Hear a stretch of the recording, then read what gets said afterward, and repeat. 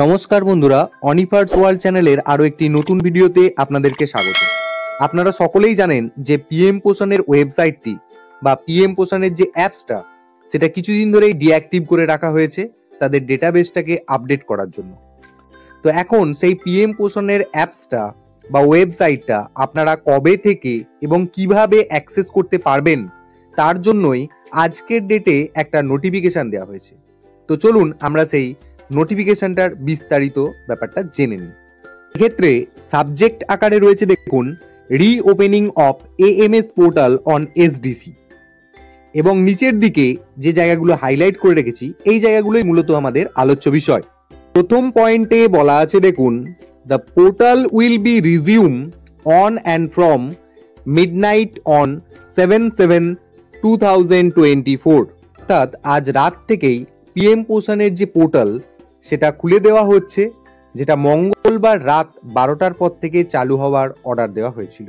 এখন দ্বিতীয় পয়েন্টে যেটা বলা হচ্ছে দেখুন, new URL will be www.pmposhan.wb.government.in instead of www.mdm.wbacd.government.in। অর্থাৎ ব্যাপার হচ্ছে যে আবার একটা নতুন সার্ভার পিএম পোষণের জন্য চালু করা হয়েছে।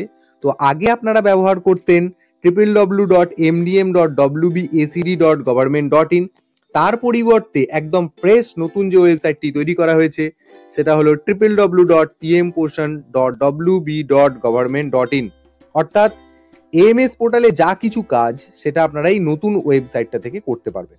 3 নম্বর পয়েন্টে এখানে বলা হচ্ছে, all the mobile app users are requested to update the mobile apps immediately। যারা মোবাইল অ্যাপের মাধ্যমে মিড ডে মিলের তথ্য পাঠাতেন তাদেরকে খুব তাড়াতাড়ি তাদের অ্যাপসটাকে আপডেট করে নেওয়ার কথা বলা হচ্ছে।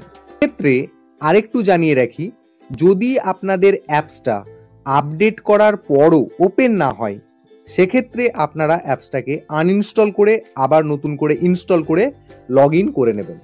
পয়েন্টে বলা আছে যে backlog data entry for the days when AMS portal was suspended must be completed by 31 July 2024। অর্থাৎ শুক্রবার অর্থাৎ 5 জুলাই 2024 এবং শনিবার 6 July 2024 MDM coverage backlog data block বা ডিস্ট্রিক্ট থেকে আপলোড করা যাবে 31 জুলাই 2024 মধ্যে। লাস্ট একটা ইনফরমেশন দিয়ে রাখি যে এসএমএস এর মাধ্যমে যে ডেটা আপনারা পাঠাতেন সেই ডেটা ফরম্যাটের কোনো পরিবর্তন হয়নি, অর্থাৎ আগের মতোই 15544 বা 8420955238 এই নম্বরে আপনারা এসএমএস করে আপনাদের ডেটা পাঠাতে পারেন। এই ছিল সম্পূর্ণ তথ্য।